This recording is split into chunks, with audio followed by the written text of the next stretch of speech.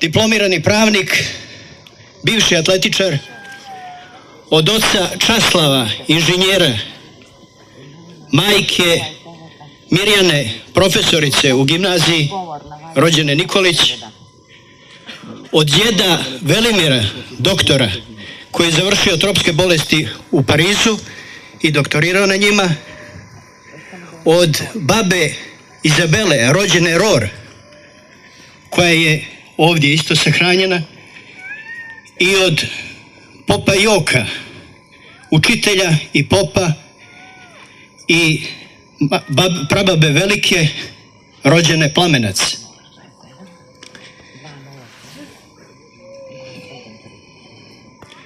Od potonjeg Joka, popa i učitelja, naslijedio sam rodoslov bratstva Gojnića u manuskriptu, za koji sam smatrao da je porodično nasljeđe i da je u najmanju ruku nepristojno zoriti se i drugima nametati nešto što je lična stvar. Boga mi sam se prevario. U tom rodoslovu, koji je napisan 1937. godine, naveo je istorijat bratstva Gojnića. U 25 pasova poimenično se vrnu u istoriju prezimena, podjela po kućama, peroj, pa sve do prvog pretka za koje se pretpostavlja da bratstvo Gojnića, odnosno Rančevića, vuku svoje korijene.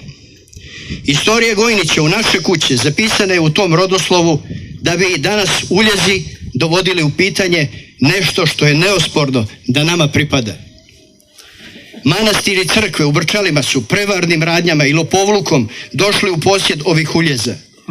Bratstvenička crkva Sveti Đorđe, naša na kilometar i nešto odavde, sa grobljem u Gojnićima je upisana na ovu lopovsku družinu.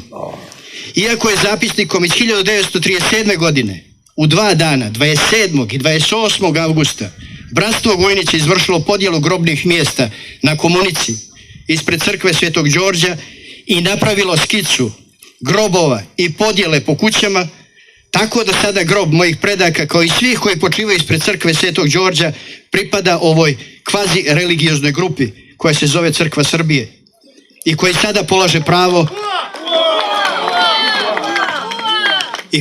polaže pravo na sve ono što je na zemlji i pod njom. Sinhronizovani rad ove udruge seže još od momenta raspada naše nam bivše države Jugoslavije, gdje su organizovano sa tadašnjom vlašću radili na opisivanju prava svojine na naše svetinje, što rade sve do danas.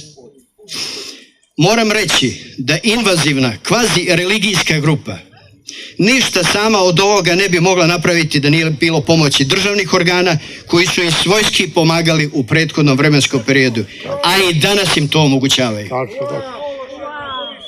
U Barskoj opštini stanje je katastrofalno, gdje je 99% crkava i grobalja upisano na tu grupu koja se zove Crkva Srbije.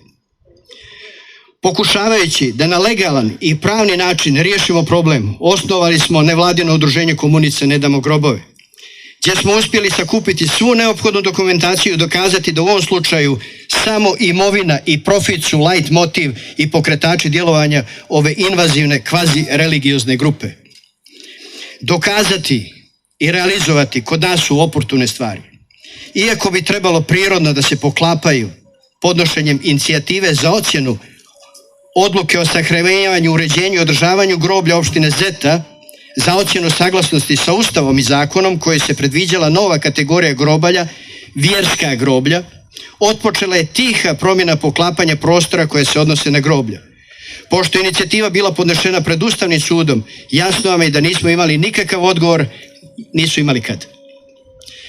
Kao konkretan odgovor na ćutanje državnih organa, Komunica NG podnijela je krivičnu prijavu protiv samostalnog savjetnika 1 u upravi za nekretnine područne jedinice Bar radi upisa 2 crkve i grobalja u Seocima u svojini Crkve Srbije. Povodom toga tužilaštvo je odbacilo prijavu sa obrazloženjem koje kao da su im je pisali popovi ove kvazi vjerske grupe. Sjećate se inicijative skupštinske družine koja čini parlamentarnu većinu da amandmanom promijene član 16 Zakona o državnoj imovini kako bi se promijenio vlasnički režim grobalja i pružila mogućnost Crkvi Srbije da zakon upiše sve groblja na sebe. Opet vam je poznato da državni organi koji su morali reagovati na takav amandman nisu reagovali, no nije im se moglo od nas.